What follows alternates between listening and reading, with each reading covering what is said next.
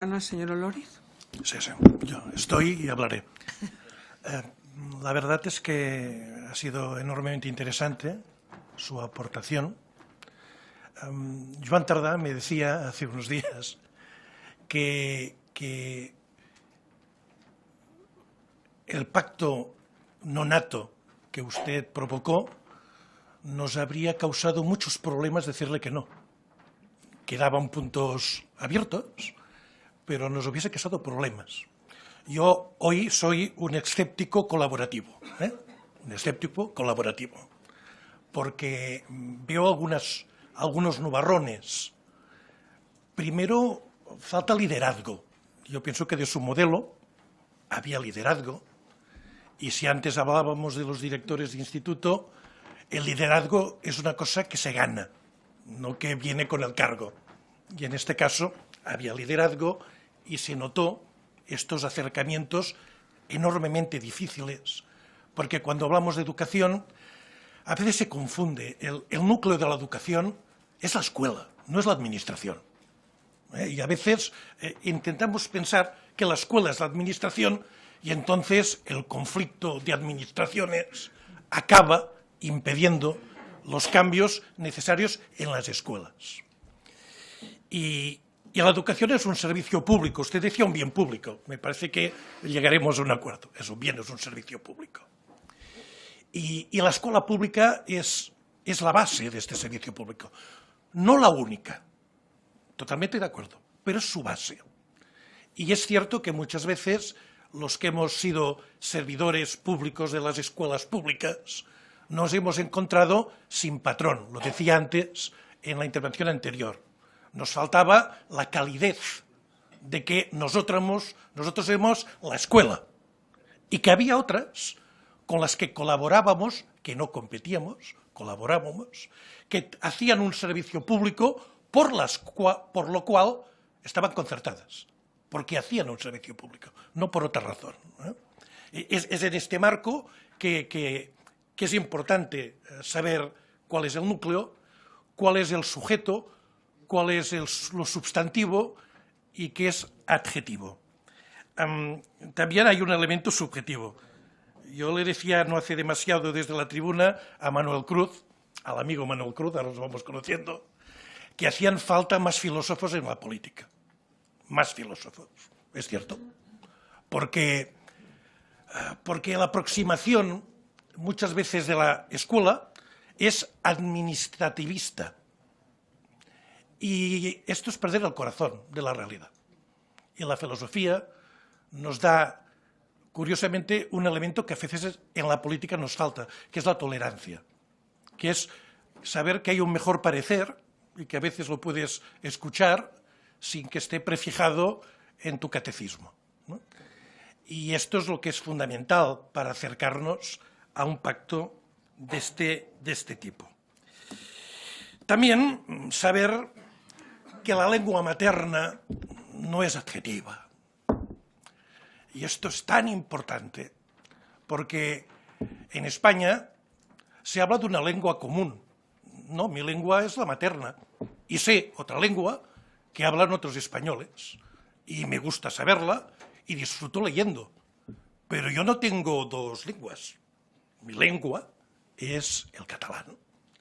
Y si respetásemos tanto el catalán como yo respeto el castellano, que lo respeto muchísimo, pues habrían guerras que no se producirían porque no existen las causas como para hacerlas. Y este es un elemento que ustedes saben, ha sido como una obsesión en determinados pactos, alguna especie de cruzada para recuperar no sé qué, porque al punto común yo pienso que nos podíamos poner de acuerdo. Los tiempos pasados no fueron mejores en la educación. No hay un tiempo pasado al que hay que retroceder para coger el agua bendita para el futuro. No, no. Los tiempos pasados en educación fueron peores. Y por tanto, saber que el siglo XXI es un siglo de oportunidades nos ayudaría. A ver, a nadie se le escapa la difícil relación que en estos momentos tenemos Cataluña y el Estado. Que Dios reparta suerte, que Dios reparta suerte. Pero esto no quita que los que estamos aquí ahora nos preocupemos por el futuro de todos. A mí no me es indiferente un instituto en Soria.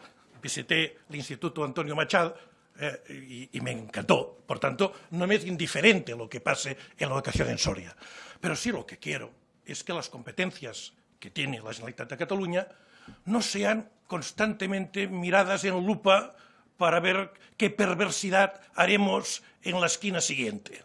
Esto es algo que hemos de romper si queremos un profundo pacto.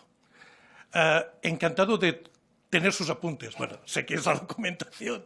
A mí me gustaría como una hoja de ruta, unos apuntes con todos los peligros. ¿Qué es esto de lo que le preguntaré? ¿Por qué narices no se hizo el pacto? Tiene que ir terminando. Rápidamente, ¿por qué no se hizo el pacto? Los puntos fuertes usted los ha dicho. Explíquenos los puntos débiles y si estos continúan existiendo. Muchas gracias. Gracias, señor Oloriz. Por el Grupo Parlamentario de Ciudadanos tiene la palabra doña Marta Martín. Muchas gracias, señora presidenta. Muchas gracias, señor Gabilondo, por su exposición, que yo creo que ha sido una exposición, además de esclarecedora, muy humana y muy sentida, porque en el fondo es la transmisión de una experiencia personal que acabó en frustración y que esperemos que esta vez no terminemos como terminó aquel intento loabilísimo de pacto, que ojalá hubiera salido adelante, porque no nos veríamos en esta tesitura. Yo coincido en muchas de las cuestiones que usted ha planteado. Creo que es verdad que tenemos que trabajar en este nuevo intento, entendiendo que los interlocutores o los comparecientes que vayamos llamando, que no solamente se tienen que quedar aquí, tienen que ser agentes de esta construcción colectiva y común, porque evidentemente y efectivamente las palabras, que es lo que se va a plasmar al final, el trabajo que hagamos aquí, construyen realidades, y tenemos la gran oportunidad de construir una mejor realidad en el trabajo que hagamos con esta encomienda, que yo creo que es ilusionante. Creo que es verdad que tenemos que tener en cuenta cuestiones que usted ha dicho, como las competencias de cada institución, que es complejo la vertebración que existe en el tema educativo, y que esto pues a veces es una oportunidad más que un escollo. Creo que es verdad que tenemos que aprender a pactar desacuerdos y que la comunidad educativa tiene que ser el corazón del trabajo que hagamos. Y creo también que hay un trabajo que tenemos que hacer aquí, pero que al fin y al cabo la responsabilidad va a recaer en la persona que en ese momento esté en el Ministerio, que es el quien tiene que al final elaborar un proyecto de ley que recoja todos los consensos que hayamos elaborado en esta Cámara. Bien, pero dicho esto, yo quiero hacerle 2 o 3 preguntas y una consideración que tiene casi una llamada de amparo, ¿no? Porque ustedes están gobernando en algunas comunidades autónomas y usted ha dicho algunas cosas que efectivamente tiene usted toda la razón, y como coincidimos, pues a lo mejor usted tiene más mano que yo en modificarlas. Las primeras 2 preguntas que yo le quiero hacer es: ¿cuál cree usted que fue el coste del no pacto? ¿Qué coste ha tenido ese no pacto al que no se llegó desde que usted tuvo? ¿Y cuál cree usted que sería el coste del no pacto en esta ocasión? Porque creo que, además, la percepción pública ha cambiado y a lo mejor hay una diferencia, o todavía es más grave el coste del no pacto que podamos tener si no lo conseguimos ahora. En segundo lugar, y es una cuestión muy concreta, usted ha dicho que el diagnóstico de la OCDE usted lo respeta, pero le parece incompleto, y me gustaría que se centrara usted en el punto de las evaluaciones, no solamente de las evaluaciones de los alumnos y alumnas, sino también de qué mecanismos pondría usted para poder evaluar un sistema que yo coincido que debe ser eficiente, solvente, pero añado yo también transparente, y necesitamos indicadores, ¿no? Y que permita también garantizar esa equidad que nosotros también compartimos. Y luego ha hablado usted, en la siguiente pregunta, y es muy concreta, es: ¿van ustedes a hacer lo mismo que hizo el Partido Popular en su día con este pacto? ¿O creen ustedes que va a pasar lo mismo? Y la última pregunta tiene referencia a la lengua materna y permita que me detenga en una circunstancia concreta que pasa en estos momentos en una comunidad autónoma donde ustedes están gobernando. Yo creo que efectivamente la lengua materna es una cuestión que debemos respetar y proteger, pero tiene que estar combinada con la libertad de elección de los padres y, sobre todo, con la garantía de la satisfacción de los derechos constitucionales de todos los niños y las niñas. Y le pregunto a usted, ¿es consciente de lo que está pasando en la Comunidad Valenciana con el decreto Marzá y la diferenciación que se está planteando entre los niños que elijan estudiar en su lengua materna, que es o aprender la lengua materna, que es el valenciano, y los que decidan estudiar en otra lengua materna, que es el castellano? Muchísimas gracias. Gracias, señora Martín. Por el Grupo Parlamentario Confederal de Unidos Podemos en Común Podem en Marea, tiene la palabra el señor Sánchez Serna. Gracias, presidenta. En primer lugar, sumarme a los agradecimientos al señor Gabilondo por su interesante intervención. En el año 2010, siendo usted ministro de Educación, tal y como nos ha relatado, intentó articular un pacto educativo, un pacto social y político con el resto de fuerzas políticas, un pacto que finalmente no fue fructífero. Después de este intento malogrado, desde sectores de su propio partido, se dijo que fue la intransigencia del Partido Popular, de ciertos sectores de la Iglesia Católica y de una parte de la patronal privada, lo que imposibilitó ese acuerdo. A día de hoy, ¿usted está de acuerdo con ese diagnóstico? Lo digo porque ayer leímos unas declaraciones en las que apuntaba que la ideología no puede frenar un pacto de Estado. Por tanto, parece que podría haber contradicción entre lo que se decía ayer y lo que se dice hoy. Evidentemente, continúo y luego me hace las puntualizaciones. Nuestro sistema educativo parte de la existencia de una doble red para atender la etapa obligatoria, algo que fue regulado por la LODE en 1985. En efecto, el Partido Socialista, a través de una serie de concesiones, llegó a equiparar la educación pública con la privada y subvencionada por todos. Después, el Partido Popular, como sabemos, ha ido más lejos con la LOMCE y ha convertido a la educación pública en subsidiaria sin tener la obligación de ofertar plazas públicas en todos los sitios. Con este punto de partida, por lo que decía anteriormente, ¿cree usted que es posible un pacto entre quienes apuestan por el fortalecimiento y la extensión de la educación pública y los que han cerrado centros públicos en estos años de recorte? En las últimas décadas, como usted también sabe, la educación pública ha ido perdiendo peso en el cómputo global, situándose en una proporción de 65-35 respecto a la educación privada y concertada. ¿Qué opinión le merece los efectos que puede tener este cómputo sobre el sistema educativo? Y, en este sentido, ¿cuál sería su modelo? Si seguir apostando por la consolidación de la privada o que este pacto caminara hacia la reversión de estos recortes y el fortalecimiento de un sistema público con la privada concertada únicamente como subsidiaria. En el pacto educativo que usted nos comentaba, el pacto educativo del año 2010, se estableció un cuarto de la ESO con carácter orientador. De hecho, leo que este último año de la educación secundaria obligatoria tendría carácter orientador, con 2 perfiles para los estudios posobligatorios y se organizará en 2 opciones. Una opción orientada hacia estudios generales, bachillerato, y una opción orientada hacia estudios profesionales. Esta propuesta, que incluyó el PSOE en el año 2010, no se parece mucho a la que incluyó la LOMCE en cuarto de la ESO con el itinerario académico y el aplicado.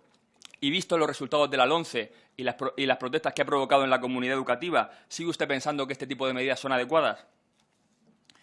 Por otra parte, en la LOMCE, la dirección se ha convertido en una función unipersonal y no colegiada, pasando también a tener el control en la gestión personal en los colegios públicos. De esta manera se quiebran los procedimientos de transparencia, mérito e igualdad en la conformación de las plantillas docentes. Además, se produce un trasvase de competencias desde el Consejo Escolar hacia el director, dejando al Consejo Escolar funciones meramente consultivas y no decisorias.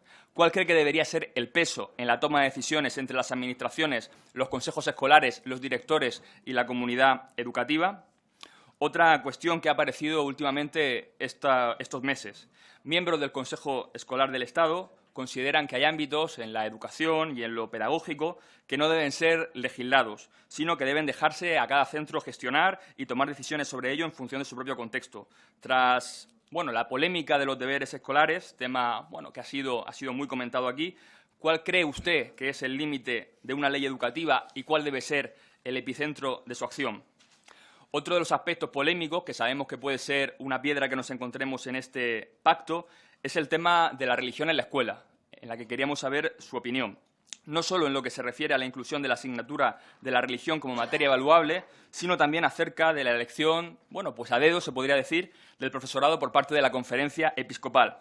¿Qué cambios propuso usted en esta materia en el anterior pacto educativo y qué propuestas cree que se deberían proponer ahora? Y, por último, una pregunta que tiene que ver con formación profesional. Los dos tenemos formación filosófica. Usted es filósofo, yo no, yo solo hice la licenciatura en filosofía. Y le quería preguntar por la filosofía, que usted sabe que ha sido una de las materias más castigadas en la LOMCE. Tampoco fue muy bien tratada en la LOI, que ya empezó a cuestionar la filosofía como materia obligatoria, pero quería preguntarle cuál cree usted que debería ser el tratamiento de la filosofía en un nuevo pacto educativo. Muchas gracias. Muchas gracias, señor Sánchez Serna. Por el Grupo Parlamentario Socialista tiene la palabra el señor Cruz. Muchas gracias, presidenta. Bueno, en primer lugar, yo quiero empezar agradeciendo que haya tenido una intervención no melancólica. Quiero decir que no haya planteado su intervención sobre el esquema de lo que pudo haber sido y no fue, sino que, más bien, nos ha hecho un relato de cómo se fueron salvando determinados escollos e incluso llamando la atención, o mejor dicho, no llamando la atención sobre el hecho de que finalmente no se produjera el acuerdo y sí destacando que efectivamente el pacto era posible. Y creo que es eso y no el desenlace lo que ahora que empezamos otra etapa deberíamos poner en primer plano. Creo que hay unos acuerdos importantes que usted ha subrayado que me parece que vale la pena destacar. Hablar de estabilidad, hablar de calidad, hablar de equidad, hablar de excelencia, podrían permitirnos dibujar una especie de línea del horizonte en la que todos estuviéramos de acuerdo en coincidir. Luego, claro está, es obvio que habrá dificultades y habrá desacuerdos. Y en ese sentido, pues bueno, es cierto, como han señalado tanto el portavoz de Esquerra como el portavoz de Podemos, que en esto a veces la filosofía nos echa una mano, en el sentido de que plantear bien los problemas es una forma de empezar a solucionarlos o de ponerlos en la vía de la solución. Entonces, debo decir como premisa que yo creo que el planteamiento que usted ha hecho de la educación en términos de la mejor política social y la mejor política económica, creo que es un planteamiento que podría resultarnos de utilidad. Quiero decir, la mejor política social porque la educación puede ser una formidable herramienta redistributiva y la mejor política económica porque esa dimensión de formación, incluso de formación completa, de educación de los individuos, lejos de ser una pérdida de tiempo, es precisamente un camino para la eficiencia. Y creo que el planteamiento es de utilidad, el que usted ha hecho, sin dejar de señalar los perfiles fuertes de su posición. Por ejemplo, me parece relevante, porque se extrae de ahí consecuencias, hablar de igualdad de oportunidades y de aprendizaje, y de igualdad de aprendizaje. No es solamente la igualdad de oportunidades para que se acceda, que probablemente eso sería esa concepción de el premio al esfuerzo. No se trata solo de que los más dotados puedan acceder a, sino que los menos dotados, por así decirlo, también puedan acceder al mismo nivel de aprendizaje que todos los demás. Por eso me parece muy importante subrayar esto, que lo que usted ha hecho, la verdadera excelencia se ha de basar en la escuela pública de calidad. Pero yo quería insistir en la cuestión esta de los desacuerdos, no tanto para que en fin, nos cuente las razones por las que no hubo pacto, que desde un cierto punto de vista, aunque respeto la curiosidad de otros portavoces, no sé si ahora a estas alturas es lo más importante, nota a pie de página, entre otras cosas porque ya lo sabemos, sino quizá hablar de las tensiones que efectivamente atraviesan la educación y con las que nos tenemos que enfrentar para resolverlas, pero con las que nos tenemos que enfrentar. Entonces, yo me atrevería a hacerle una pregunta muy simple, y espero que no sea muy simplificadora. De las dificultades que atraviesa la educación, podemos hablar, pues no sé, de los conflictos que a veces se dan entre los padres y la educación de los centros y la dirección de los centros, entre el Estado y las familias, entre una idea laica y una idea religiosa, entre la tecnología y el humanismo. La educación es un territorio atravesado por mil contradicciones. Yo le quería preguntar, más que nada, para que desde la experiencia nos advierta, ¿cuál es la dificultad o la tensión que cree usted que es más resistente, sobre la que deberíamos trabajar más, la que tiene los efectos más poderosos? Yo me atrevo a preguntarle, tal vez el presunto conflicto entre el derecho universal a la educación y la libertad de elección. Muchas gracias. Muchas gracias, señor Cruz. Por el Grupo Parlamentario Popular tiene la palabra señora Moneo. Gracias, señora presidenta. Quiero agradecer su presencia en esta comisión, dentro del profundo respeto que sabe que le dispensa este grupo. Entiendo, además, que es plenamente consciente, porque he tenido ocasión de escucharle en múltiples foros y, además, hemos tenido ocasión de debatir sobre la cuestión, sobre la importancia del momento actual que vivimos. Lo has puesto clarísimamente. Estamos ante un escenario de enorme trascendencia y tenemos que ser plenamente conscientes de ellos, porque, además, las decisiones y las conclusiones que adoptemos en esta subcomisión pueden suponer la mejor garantía de futuro para el desarrollo social y económico de nuestro país. Pero, sobre todo, su impacto puede ser fundamental para lo que realmente nos debe importar, que son las personas. Por lo tanto, no es baladí que busquemos el acuerdo, pero, sobre todo, que busquemos el acierto. Porque si erramos en educación, fallaremos en todo lo demás. ¿Tiene que ser el pacto un fin en sí mismo? Usted lo ha expuesto. El pacto tiene que ser un instrumento, no tiene que ser un fin.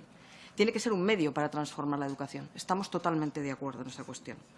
Porque plantear el pacto como fin y no como un medio creo que sería un profundo error. Conformarnos con ese medio sería engañar a la sociedad española. El pacto tampoco puede servir, a nuestro juicio, ni para el inmovilismo, ni, por supuesto, puede ser un instrumento para reescribir la historia. El pacto no puede ser tampoco un corta y pega de diferentes propuestas, antagónicas en muchos casos, imposibles de cumplir en otras. El pacto tiene que ser armónico, tiene que tener sentido, tiene que fundamentarse en planteamientos empíricos. Yo puedo estar de acuerdo con usted que tenemos infinidad de informes que nos dicen en el momento actual, no exclusivamente PISA, y tenemos que fiarnos de ellos. Tiene que tener un objetivo y tiene que tener un fin. El pacto tampoco puede ser rehén de las convulsiones políticas de determinados momentos, porque el acuerdo en educación tiene que estar por encima de todo. Y el pacto, sobre todo, no es un pacto de pasado, tiene que ser un pacto de futuro. Y dar respuesta a una palabra que usted ha expuesto aquí, generosidad, aprendiendo de los errores. Aquellos partidos políticos que hemos tenido y que tenemos responsabilidades de gobierno, en ayuntamientos, en comunidades autónomas, sabemos de lo que estamos hablando, el Gobierno de la Nación, sabemos de lo que estamos hablando, porque hemos acertado en algunas cosas y también hemos errado en otras, nos hemos equivocado. La cuestión es hasta dónde queremos llegar y hasta dónde vamos a ser capaces de llegar. Yo le puedo manifestar, en nombre de este grupo, que el Grupo Parlamentario Popular va a llegar hasta el final. Y el pacto, señor Gabilondo, tiene que fundamentarse en acuerdos ya alcanzados. Ayer asistimos a un foro en el que usted participó con otros 3 exministros, 2 del Partido Popular y otro más del Partido Socialista. Decía ayer el señor Suárez Pertierra, el ministro Suárez Pertierra, que el primer gran pacto en materia educativa fue el pacto recogido en el artículo 27 de la Constitución española. El anterior ponente ha hablado exactamente del mismo y nosotros estamos de acuerdo. Ese fue el primer gran pacto. Construyamos el segundo gran pacto. Pero, sobre todo, pasemos de la teoría a la práctica, porque los escenarios son diferentes. No solo los escenarios políticos son diferentes, la sociedad es diferente, el sistema educativo es diferente y requieren de propuestas nuevas. Tenemos que ir más allá de una declaración de intenciones. El pacto de Estado tiene que ser un pacto de Estado y tiene que garantizar y concretar aspectos fundamentales, porque el Estado tiene su responsabilidad. Las comunidades autónomas, por supuesto, también, pero el Estado tiene su responsabilidad. El Estado, por ejemplo, es responsable de regular la profesión docente y, por ejemplo, garantizar la misma igualdad de oportunidades en el acceso y formación a todo el profesorado. ¿Podemos ponernos de acuerdo en esa cuestión? ¿Podemos estar de acuerdo en que hay que garantizar esa igualdad en el acceso, en la formación, en la movilidad del profesorado, en su progresión? ¿Podemos garantizar, en definitiva, la pervivencia de los cuerpos nacionales del profesorado? El Estado también debe garantizar la igualdad de oportunidades en el acceso de los alumnos. Y a lo largo, además de todo el aprendizaje, lo decía el portavoz del Grupo Socialista, permitiendo además que cada alumno encuentre en el sistema educativo un sistema que se ajuste a sus necesidades, a sus intereses y a sus propias aptitudes. ¿Podemos ponernos de acuerdo en esa flexibilidad que se necesita en el sistema educativo? ¿Cómo ordenamos esa flexibilidad? ¿Nos sirve el sistema actual? Porque realmente la estructura del sistema actual ha variado muy poco en los últimos 20 años. ¿Podemos ponernos de acuerdo en que la autonomía de los centros es un factor de calidad, en que las evaluaciones son un factor de calidad? Yo le he escuchado a lo largo de los años defender las evaluaciones. Las evaluaciones como instrumento diagnóstico. Seguro que hay un término medio en el que podemos también ponernos de acuerdo. ¿Son más importantes las evaluaciones como instrumento de mejora del sistema educativo? Como instrumento que permita actuar a la Administración en aquellos centros que más dificultades tienen, con aquellos alumnos que más dificultades tienen, que cualquier otro tipo de consideración. Y, además, también son un instrumento de cohesión territorial. Y eso también es responsabilidad del Estado.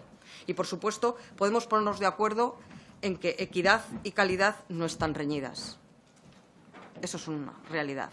Y que el derecho a la educación y la libertad de enseñanza tampoco tienen que estar reñidas. Y que nos enfrentamos a nuevos desafíos. Porque las familias de hoy en día acuden a los centros educativos esperando que su hijo reciba la mejor formación en una enseñanza que se ajuste a los retos del futuro.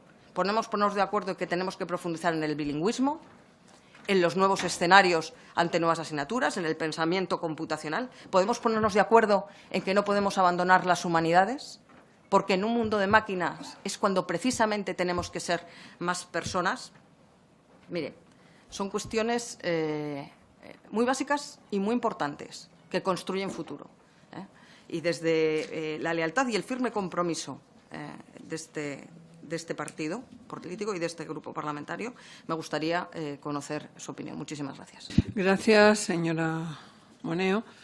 Una vez terminado las intervenciones de los grupos parlamentarios, ahora es el turno del señor Gavilón. 10 minutos. Es apuro. Sí. Bueno, muchísimas gracias. La vida es eterna en 5 minutos, pero en 10 no. En 10 no es eterna la vida. Y de luego las preguntas han sido de tal alcance, de tal profundidad y de tal importancia que no quiero que tomen como una desconsideración el que yo vaya a responder no con todo el detenimiento que merecen sus preguntas, ¿no? Pero no quiero ser desconsiderado con ellas. Les agradezco también su amabilidad y su hospitalidad y, en fin, sus palabras, ¿no? Yo sigo pensando que si un acuerdo no fue posible, a veces me dicen, ¿por qué fracasó? Y además subrayan cada vocal, ¿no? Cada consonante. ¿Qué le llevó a esta frustración? Digo, pues mire, yo lo que tengo es una alegría enorme de saber que hubo una gran dinámica social, un gran consenso social y un pacto social, podríamos llamar así, que condujo a una dinamización de los procesos en la educación, a poner la educación en el corazón también de los debates públicos y hacer también por eso un camino que yo sigo pensando en mi ingenuidad que algo puede tener que ver con este que estamos ahora. No digo que aquello fue decisivo, pero sí digo que estamos en un mismo camino y hay una conciencia social. Por tanto, ¿por qué al final no se votó, no se acordó, no se...? Bueno, no sé, hay mil interpretaciones. Yo, de todas maneras, soy muy partidario de que los acuerdos consistentes se hagan en la primera fase de la legislatura. Esto es lo que les puedo decir en general. Que en la última fase de la legislatura es siempre todo más complicado, empiezan a hacerse estudios sobre qué va a pasar, todo se nubla de otra manera. Y no digo que esa sea la razón, pero eso siempre también incide. el otro día contaba ayer en otro contexto que sí nos pasó con el acuerdo, que cada punto estábamos de acuerdo, esa es la verdad, pero finalmente no estuvimos de acuerdo con todo. Y citaba yo la canción de Serrat, esa que es una letra un poco inquietante, pero hay una parte que me gusta de la canción que dice: me gusta todo de ti, pero tú no. Y a mí me dijeron eso con el pacto, que les gustaba todo del pacto, pero no el pacto. Entonces, el que dijo eso, pues tendrá que explicarnos bien él por qué le pasaba eso. Pero yo también lo comprendo y lo respeto. Lo comprendo y lo respeto. Porque una de las cosas que tiene el pacto es que se puede no firmar. Porque si el pacto es obligatorio, no es un pacto. Y si es obligatorio no tener un pacto, tampoco es un pacto. El pacto consiste en ponerse de acuerdo, en lograr un acuerdo. Y digo que nada une más que trabajar juntos por algo. Así que, ¿cómo se logran ciertas cosas? Pues poniéndose juntos a trabajar por algo. Y yo creo que esto amenaza con un peligro, es que ustedes acaben llevándose bien. Pero esto, ustedes lo verán. Sí quiero, por tanto, decir que no voy a, en fin, desbrozar más razones. Sí que hubo, pues como siempre hay en cualquier acuerdo, pues distintos puntos de vista, porque hay presiones, pues siempre hay presiones cuando se llega a algo. Pero yo puedo sorprenderles diciendo que, por ejemplo, la Confederación de Colegios Religiosos de la Enseñanza estaban muy favorables a la firma de este acuerdo, por ejemplo, que no veían con rareza que hubiera una educación para la ciudadanía o que no consideraban que estuviera mal que la religión no fuera evaluable. Esto es así. Que se podría haber abierto el debate para ver si la religión debe estar o no en el centro. Se puede abrir, pero si abren ustedes ese debate, yo soy partidario de hacer lo que figuraba en el texto que hicimos, que había religión no evaluable. Y soy partidario de que hubiera educación para la ciudadanía. Esto es lo que yo soy partidario. Pero ustedes representan a los ciudadanos y está en sus manos el estudiar qué es más razonable. No les voy a decir yo a ustedes lo que tienen que hacer. No he venido a eso, sinceramente, no he venido a eso. Bien, les quería decir que sí creo que hay un cierto debate de competencias, ¿no? ¿Quién puede tener la competencia de esto y de lo otro? Pero las competencias son exactamente competencias porque son compatibles. Cuando las competencias no son compatibles, no son competencias. Y, por tanto, habrá igual que deslindar las competencias. ¿Cuál es la competencia de cada quien? Porque si hay distintas administraciones, cada cual tiene su competencia. Y no consiste de quitar a otros las competencias o de ceder a otros las propias competencias. Pues si hay que dedicar un ratito a aclarar qué competencias tiene cada uno, igual nos viene bien darnos un repaso también de cuáles son las competencias de cada quien. Yo sí puedo decir que no sentí nunca sentí, si ha sido preguntado así, ¿no?, una presión que me impidiera realizar el trabajo. Nunca. Porque también uno le influye lo que se deja influir, Esto también es muy importante saberlo. Esto es muy importante saberlo. A uno ya hace una llamada por teléfono y dice, es que me influyeron. Oiga, pues, mire, yo creo que las influencias también tienen que ver con las convicciones. Y las convicciones no son estados de ánimo. Y yo tenía una determinada convicción que defendí con pasión hasta donde pude y no soy ejemplo de nada para nadie. Esto es lo que sí puedo decir. A mí me parece que es verdad que el núcleo es la escuela. Sí creo que el centro es la comunidad educativa. Que no habrá pacto educativo sin comunidad educativa. Olvidémonos de eso. Se pueden hacer lo que deseen ustedes como partidos políticos, que hay que contar con la comunidad educativa y saber que la comunidad educativa no solo son los profesores y profesoras, son también las familias, son también los estudiantes, es también los que trabajan ahí. Si se va a enriquecer, si nadie conoce más la educación que quienes están en el ámbito educativo, quienes llevan toda una vida y que aman la educación de verdad, creamos. Algunos suelen decir, ¿cómo vas a poner a cuidar la educación a quienes... al zorro cuidar las gallinas? ¿Pero qué es esto? ¿Han visto ustedes algún profesor de cerca? Yo sé que ninguno de los que está aquí presente diría esa frase. Respetemos y pongamos a ellos en el corazón de esto. Frustración no he tenido, la verdad. Se me ha preguntado porque yo subrayo mucho lo logrado. Y además elaboramos algo en común. El coste del no pacto, en fin...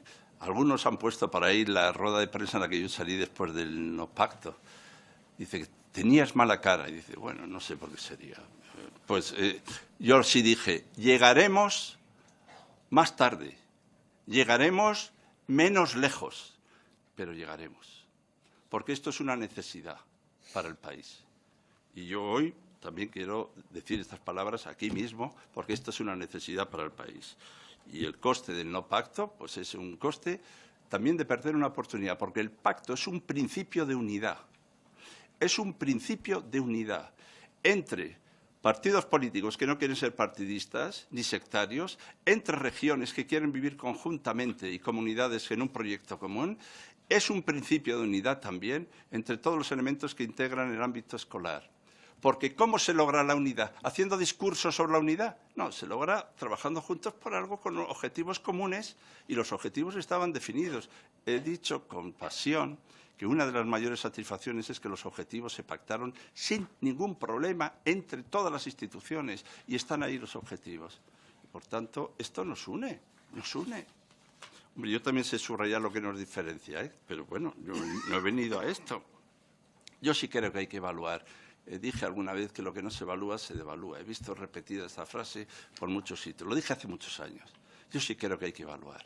Evaluar, desde luego, para valorar. Evaluar también para mejorar. Evaluar para identificar lo que no hacemos bien. Evaluar para incentivar a los estudiantes. Evaluar, desde luego, para promover. Evaluar para corregir. Pero no evaluar para clasificar. Y menos para clasificar estudiantes.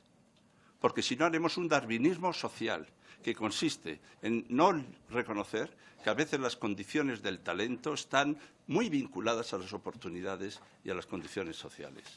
Y por eso, sin hacer demagogia de ningún tipo, sí quiero decir que viva la evaluación, que vivan las pruebas, pero hagamos unas pruebas que nos signifiquen para producir clasificaciones de alumnos. Se ha hablado, por ejemplo, del carácter orientador de cuarto de ESO.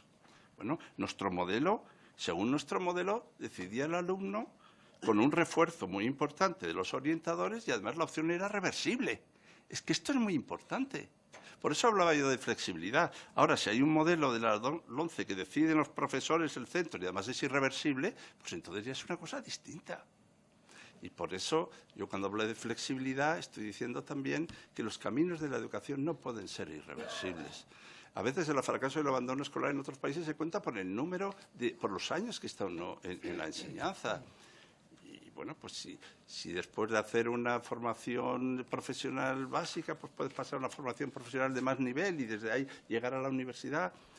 Pero no, con chavales de 13 años, no les marquemos para toda su vida la orientación de sus únicas posibilidades. ¿Qué sistema es el de evaluaciones? Pues yo soy partidario, desde luego, de evaluar también el trabajo de los profesores, de los centros y, desde luego, lo que no soy partidario es de hacer rankings de centros, clasificaciones de centros y, sobre todo, considerar que todo se mide simplemente como los resultados. Miren, la calidad es una relación entre los objetivos, los medios, los procedimientos, los procesos, los recursos, la evaluación y los resultados. Estos que van tan rápidamente uniendo la calidad a los resultados, se olvidan que igual un centro es de extraordinaria calidad, estando en un barrio modesto, logrando quizá peores resultados, pero logrando socializar y logrando promover y estimular a muchos estudiantes. Y por eso yo no estoy en contra de los resultados, estoy en contra del resultadismo métrico como elemento fundamental y único de la calidad. ¿Van a hacer ustedes lo mismo que el PP? Pues yo tampoco sé muy bien, ni siquiera he venido aquí a echar en cara a ningún partido político lo que hizo o dejó de hacer. Yo sí puedo decir, cuando preguntan ustedes, me refiero, supongo que es al Partido Socialista, porque a veces en nosotros es muy complejo, yo sí puedo decirles que hay una voluntad firme de acuerdo y de consenso. ¿Y saben lo que pienso? Que aquí, con escepticismo más o menos colaborativos o no, hay voluntad de ese acuerdo. Yo no he notado aquí que no haya esa voluntad de acuerdo. El Partido Socialista Obrero Español lo tiene, el Grupo Socialista lo tiene, yo tengo constancia explícita de que lo tiene. El problema de la lengua materna, hoy es el Día Internacional, he querido hablar de la lengua materna. Yo no les voy a decir cuál es mi lengua materna, pero igual se van a sorprender si les digo cuál es. pero de todas las maneras yo quiero decir que hay que amar la lengua, amar de verdad. Y hablar, y desde luego tenemos una lengua común, el que habla en castellano, amarla de verdad y cuidarla de verdad, y hacerla valer de verdad. Y quien tiene el catalán, desde luego tiene todo mi respeto y todo mi cariño por cuidarla y vivirla con pasión. Y en torno a eso se construirá bilingüismos, trilingüismos y lo que se quiera. Pero yo estaré equivocado, pero en líneas generales este no ha sido un problema. No quiere decir que no haya casos que son problemas graves, no lo niego, ¿eh? Y todos los niños dominen el castellano, el valenciano o el inglés, como ocurre en Valencia, pues no me parece mal. ¿Yo qué quieres que le diga? Si uno mira la Constitución, el artículo 3º, incluso está hablando de la posibilidad de hacer una ley sobre las lenguas, pues la lengua, yo siempre he dicho que es un espacio de encuentro. Yo no creo que en Valencia se penalice el castellano, pero todo esto seguro que es objeto de discusión. Pero yo simplemente lo quería decir. Desde luego, las preguntas tan importantes que se hacen, ¿no? Yo, desde luego, no he hablado de la ideología ayer.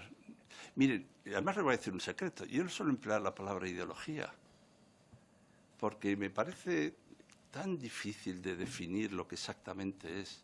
Se utiliza de modo a veces tan como arma arrojadiza, se utiliza a veces de modo tan partidista la palabra que procuro no evitarla. Otra cosa es que cuando hemos ido 4 a hablar en un espacio público para poner un titular, pues se aglutine todo esto. Pero yo la ideología, el que la tenga, el que la sienta, él verá si es un obstáculo para él para poder pensar con libertad. Yo creo sinceramente que la mejor defensa de lo privado es también el cuidado de lo público, sinceramente. Creo que la concertada en España tiene que hacer una labor, hay un espacio para que lo haga, esa labor tiene que ser, desde luego, con una serie de condiciones, y yo creo que es más importante requerir esa serie de condiciones que tienen que ver con, como hemos señalado, con esta apuesta por la escuela pública y que tiene que ver también con que tiene que ser gratuita, tiene que ver también con que tiene que ser inclusiva. Y otra cosa que tenemos que ver es si el módulo de la concertada es adecuado, inadecuado, todo eso lo podemos debatir. Pero, desde luego, en nuestro modelo no es un modelo que proponga la eliminación de la concertada, ni muchísimo menos. Otra cosa es que la pongamos en su lugar a través de los acuerdos que sean necesarios. A mí la LOMCE no me gusta, perdonen la sorpresa que les acabo de dar, pero no nosotros, por tanto, argumentar que en la LOMCE hay una gestión de los centros, es que no nos gusta ese modelo de gestión de los centros, es que no nos gusta cómo se entiende la participación de las familias en la gestión de los centros, es que no estamos de acuerdo con eso, porque creemos en la comunidad educativa como un órgano de participación y decisión. Es que tenemos otro concepto de participación. Es que, a nuestro juicio, esta ley no se hizo con el consenso adecuado, no se hizo con la participación adecuada. Pero yo no he venido tampoco a hablar de esto. Pero si se me pregunta, tengo que responder. Y lo que digo es que ese modelo no es nuestro modelo. Pero si alguien lo tiene, estamos totalmente dispuestos a hablar y a compartir, por si estamos igual equivocados o si se pueden buscar fórmulas equilibradas, ¿no? Cerrar, yo he sido más partidario de abrir y, desde luego, si me pregunta por la filosofía, desde luego en la asamblea donde yo estoy hemos hecho una proposición no de ley que ha sido aprobada, desde luego, para que la filosofía se recupere su lugar, también en la Comunidad de Madrid, tanto la ética como la historia de la filosofía, creemos en ella. Pero yo, en líneas generales, para no parecer un poco, en fin, que estoy defendiendo mis cosas, pues también hablaría de las humanidades, de las enseñanzas supuestamente no útiles, de las enseñanzas artísticas, y añado las ciencias, porque parece que si uno es de letras, no, las matemáticas, la física, la química, es decir, aquellas ciencias que parece que no son directamente emprendizaje e innovación. Pero yo tengo otra idea sobre eso. Y agradecer, como siempre, al Partido Popular su intervención. Comparto los adjetivos, señora portavoz, ¿no? De que tiene que ser armónico, de que tiene que tener sentido, de que no es una acumulación de ir poniendo cada uno hace los artículos pares, otros los impares y otros las notas a pie de página y al final hacemos un monstruo que no sabemos qué modelo de educación tenemos allí. Comparto esto que se dice así, creo en la generosidad, me gusta oír decir que se va a ir hasta el final y yo sí creo que está bien reconocer las competencias del Estado. para que el Estado regule la profesión docente. Nosotros tenemos un modelo de profesionalidad docente que tiene que ver con una formación adquirida también en la práctica y experiencia, vinculada a un modelo similar a lo que se llamaba el MIR, pues queremos en un determinado modo de acceso. Y también queremos en la configuración de equipos para que puedan los centros tener también una cierta estabilidad, porque es que si no, queremos que los centros se impliquen en el contexto y se mueven los profesores con demasiada celeridad. Sí, miren, hay un asunto que sí me preocupa. El acuerdo en el artículo 27 de la Constitución fue derecho a la educación y libertad de enseñanza. Pusieron una Y. Las Y en las leyes son muy complicadas.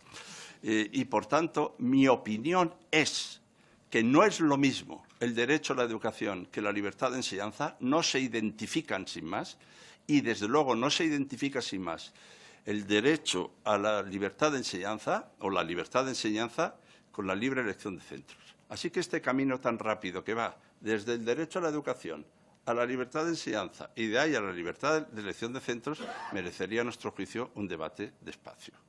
Y este debate despacio quiere decir que nosotros creemos que el derecho a la educación no se reduce, desde luego, ni acaba. Es más, en la libertad de centros podría haber un debate sobre si esto afecta o no. Espero que no. Bilingüismo, desde luego. Trilingüismo, si hace falta. Humanidades, desde luego. Y, muy importante, yo sí reconozco estas competencias, por supuesto, del Estado para regular la profesión y establecer los cuerpos que consideren más importantes. Y esto no me parece a mí mal, pero esto también tenemos que negociar con las autonomías. El Estado, yo he dicho que es el Estado de las autonomías, negociemos con ellas. Me voy, no sé si más allá de la hora.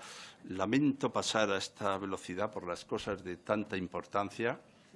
Pero el hecho de que sea necesario que el Estado pueda tener unos cuerpos determinados no quiere decir que no se puede negociar, como se negocian tantas cosas, las transferencias de competencias, porque las competencias son las que cada uno tiene, pero se pueden buscar acuerdos. Todo sosténgase en el acuerdo y en la participación. Y, desde luego, no sé si... Lamento, de verdad, por el interés de sus preguntas, hacer una respuesta también un poco precipitada. Y sí quiero decir que es para mí un compromiso el estar aquí. Es un compromiso desde donde esté y creo que los ciudadanos están esperando que seamos capaces de estar a la altura de este desafío.